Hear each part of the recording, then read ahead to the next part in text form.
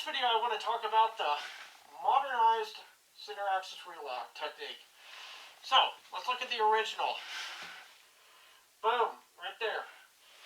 So that was the original. You'll notice weaver stance, bladed stance, standing off, alternate eye. This is my dominant eye. This is how I normally aim. Not here. And also my hand, thumbs touching. That's how it was. Instead of the traditional weaver, you have this right here. So you can have a nice locking diamond, 90 degrees on both arms, just like that, and locking your arm against your rib cage to protect it. The idea here is that you would face away from your threat, you'd adopt your weaver stance in order to be able to shoot, but trying to protect your rib cage and protect your face by turning, you have to adopt alternate sided fire. But the idea with that original development for the original center axis relock was to allow you to effectively apply aimed reflexive fire, or aim fire reflexively, without, just shooting in the general direction at close range. The idea was to practice it to where it would become instinctive to do it properly and be able to get aim fire. Now, there's been adaptations, and this is based on what we have learned. What we've learned is that we do not typically, even if people are trained to go to the weaver stance, they don't. What do? They OODA it. They observe the threat, and they orient towards the threat. Not like stand on line, like the old school isosceles tactical turtle crap. They will observe and orient themselves, eyes and body. So there's none of this alternate sided fire stuff. What people will actually do is lower their head and protect their chin, or lower their chin and protect their neck. So they'll also get their shoulders up and protect their face. And also, people aren't going to want to lock out. That's not natural. That's not natural under stress. You're not going to want to actually do that. You're going to try to stay mobile by keeping them just out of locked out. That's as far as you're going to want to go. And typically, under real stress, you're going to fight the instinct to actually protect your rib cage.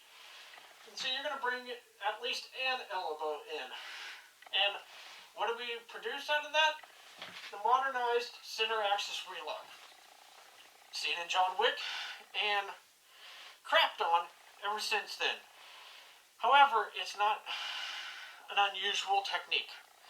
It's not an unusual method of using a pistol at close range.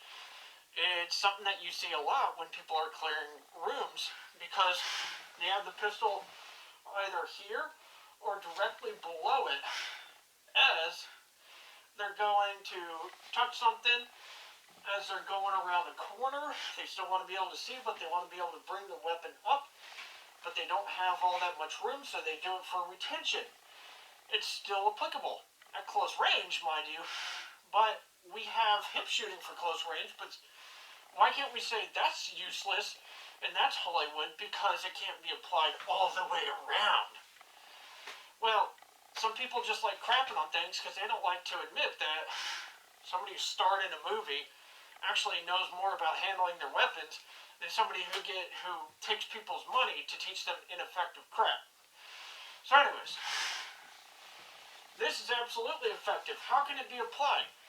Well, as I said, clearing rooms or clearing close spaces, if you're within like 15 yards, you can easily snap to any threat, and you can pin your arm to your rib cage and simply moving this arm like so can help you raise or lower the sights in the gun, and you can brace recoil, or you can brace the gun from recoil very easily with this technique.